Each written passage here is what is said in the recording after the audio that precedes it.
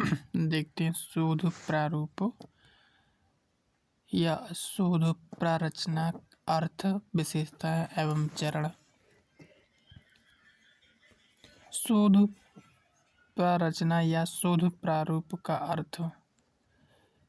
व्यापक अर्थ में शोध अभिकल्प या शोध प्रारूप या शोध प्रारचना या बोल सकते हैं रिसर्च डिजाइन है। किसी अनुभविक अध्ययन को प्रारंभ या आरंभ करने के पूर्व उसको संपन्न करने की संपूर्ण प्रक्रिया की पूर्व सोचित एवं नियोजित रूपरेखा है। दूसरे शब्दों में यह किसी शोध अध्ययन को संपन्न करने की पूर्व निर्मित योजना है, अर्थात अनुसंधान अध्ययन किस प्रकार संपन्न किया जाना है उसकी पूर्व संरचनात्मक रूपरेखा है। पी.वी. यंग के अनुसार सामाजिक अनुसंधान एक वैज्ञानिक योजना है जिसका उद्देश्य तार्किक एवं क्रमबद्ध पद्धतियों द्वारा नवीन एवं पुराने तथ्यों की खोज एवं उसमें पाए जाने वाले अनुक्रमों, अंतःसंबंधों, कार्यकारण व्याख्या का विश्लेषण करना है। सामान्य अर्थों में प्रारूप शब्द का प्रयोग किसी रूपरेखा के लिए होता है, अर्थात यह किसी कार्य को प्रारंभ करने के पूर्व निर्मित कार्य है जो कार्य के दौरान उत्पन्न होने वाली समस्याओं के नियंत्रण और समाधान के उद्देश्य से तैयार किया जाता है। आगे लिखा है एकॉफ के अनुसार निर्णय कार्यान्वित करने की स्थिति आने के पूर्व ही निर्णय करने की प्रक्रिया को प्रारचना कहते हैं। शोध प्रारचना या शोध प्रारूप या अभिकल्प की विशेषताएं। शोध प्रारचना की विशेषताएं इस प्रकार हैं। पहला पॉइंट, अनुसंधान अभिकल्प का निर्माण अनुसंधान कार्य आरंभ करने से पूर्व किया जाता है। दूसरा दिया है अनुसंधान प्रारूप, शोध कार्य के लिए रूपरेखा का निर्माण करना होता है, यह शोध का प्रथम चरण कहलाता है। तीसरा है अनुसंधान प्रारूप सामाजिक घटनाओं का सरलीकरण करता है। अगला प्रश्न दिया है शोध प्रारूप शोधकर्ता के लिए एक पथ प्रदर्शक की भूमिका निभाता है जिसके लिए प्रयोग से हमें शोध की निश्चित दिशा का ज्ञान होता है।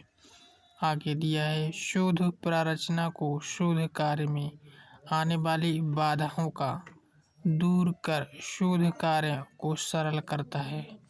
आगे दिया है अनुसंधान प्रारूप के निर्माण से शोध कार्य सीमित समय, धन और श्रम में पूर्ण होता है, जिससे समय, धन और श्रम में बचत होती है। अनुसंधान प्रारूप शोध समस्या पर आधारित होता है। शोधकर्ता अनुसंधान प्रारूप से शोध कार्य की अधिकतम उद्देश्यों को प्राप्त करने में सफल होता है। अगला दिया है अनुसंधान प्रारूप शोध कार्य में परिस्थितियों को नियंत्रित कर शोध कार्य को सरल बनाता है। आगे दिया है अनुसंधान प्रारूप शोध कार्य का प्रारूप है, इससे शोध कार्य में सत्यता, प्रामाणिकता और विश्वसनीयता आती है। आगे दिया है शोध प्रारचना का सामाजिक शोध से प्रत्यक्ष संबंध होता है। अनुसंधान अभिकल्प अध्ययन पद्धतियों और अनुसंधान उद्देश्यों दोनों को जोड़ता है। आगे फिर दिया है अनुसंधान अभिकल्प सामाजिक शोध की जटिल प्रकृति को सरल बनाता है तथा मानव श्रम की बचत करता है। आगे दिया है लास्ट पॉइंट, अनुसंधान अभिकल्प सामाजिक अनुसंधानकर्ताओं को दिशा प्रदान करता है। फिर अगला हेडिंग है शोध प्रारचना या शोध प्रारूप या शोध अभिकल्प के चरण। पहला इसमें चरण है समस्या की व्याख्या। सर्वप्रथम शोधकर्ता को अध्ययन की जाने वाली समस्या की व्याख्या करनी चाहिए। इसके अंतर्गत हमें चयनित विषय को बहुत ही स्पष्ट तथा बारीकी के साथ समझना चाहिए। इस हेतु तथा उपलब्ध साहित्य का अध्ययन करना चाहिए। दूसरा पॉइंट है अनुसंधान प्रारूप की रूपरेखा।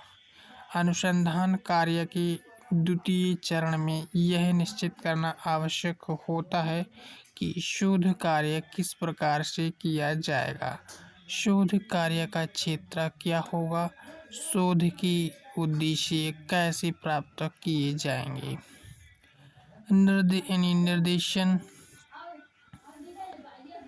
निर्देशन की योजना।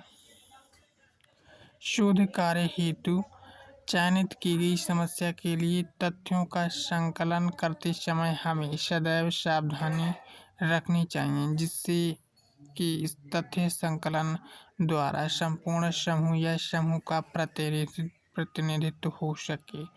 इसके लिए शोध हेतु एक निश्चित आकार का निदर्श और निदर्श प्राप्त करने हेतु उपयुक्त पद्धति की योजना बनाना बहुत जरूरी होता है। चौथा पॉइंट है तथ्य संग्रहण। अध्ययनकर्ता को शोध के लिए निदर्शन का चयन होने के पश्चात अपनी चयनित समस्या के लिए तथ्यों का संग्रहण करना पड़ता है। यह कार्य अनुसूची, प्रश्नावली, शास्त्रकार, व्यक्तिगत अध्ययन पद्धति आदि पद्धतियों के माध्यम से किया जाता है। इसके लिए हमें अपने अध्ययन की प्रकृति को समझना आवश्यक है जिससे कि समग्र में से उचित निर्देशों से सही तथ्य प्राप्त किए जा सकें। तथ्य का विश्लेषण। अध्ययन क्षेत्र से प्राप्त किए गए तथ्य प्राथमिक सामग्री कहलाते हैं। तथ्य संग्रहण द्वारा प्राप्त प्राथमिक सामग्री को अंतिम रूप से सत्य व उपयोगी नहीं माना जा सकता क्योंकि इसमें कई प्रकार की अशुद्धियां या असावधानियां रह जाती हैं। अतः प्राथमिक सामग्री को संग्रहित करने के बाद तथ्यों का विश्लेषण किया जाता है जिससे बिखरी हुई अथवा फैली हुई तथ्य सामग्री को व्यवस्थित करने के साथ ही साथ तथ्यों की समानता या असमानता भी स्पष्ट हो जाती है। छठा पॉइंट है रिपोर्ट तैयार करना। शोध कार्य हेतु एकत्रित तथ्यों को विश्लेषण के बाद प्रतिवेदन का निर्माण करना बहुत ही महत्वपूर्ण कार्य है। इसका उद्देश्य अध्ययन के संपूर्ण निष्कर्षों से संबंधित व्यक्तियों को प्रशिक्षित करना होता है। अतः प्रतिवेदन तैयार करते समय हमें निम्नलिखित बातों को ध्यान में रखनी चाहिए। पहली बात है समस्या की प्रकृति स्पष्ट हो। दूसरा है पॉइंट अध्ययन विधियों, साधनों, उद्देश्यों आदि का स्पष्ट तथा सविस्तार विवरण हो। तीसरा है विचारों तथा भाषा संबंधी स्पष्टता एवं सुगमता हो। चौथा है प्रतिवेदन में सारणियों, चित्रों, आलेखों तथा मानचित्रों आदि का समुचित प्रयोग हो।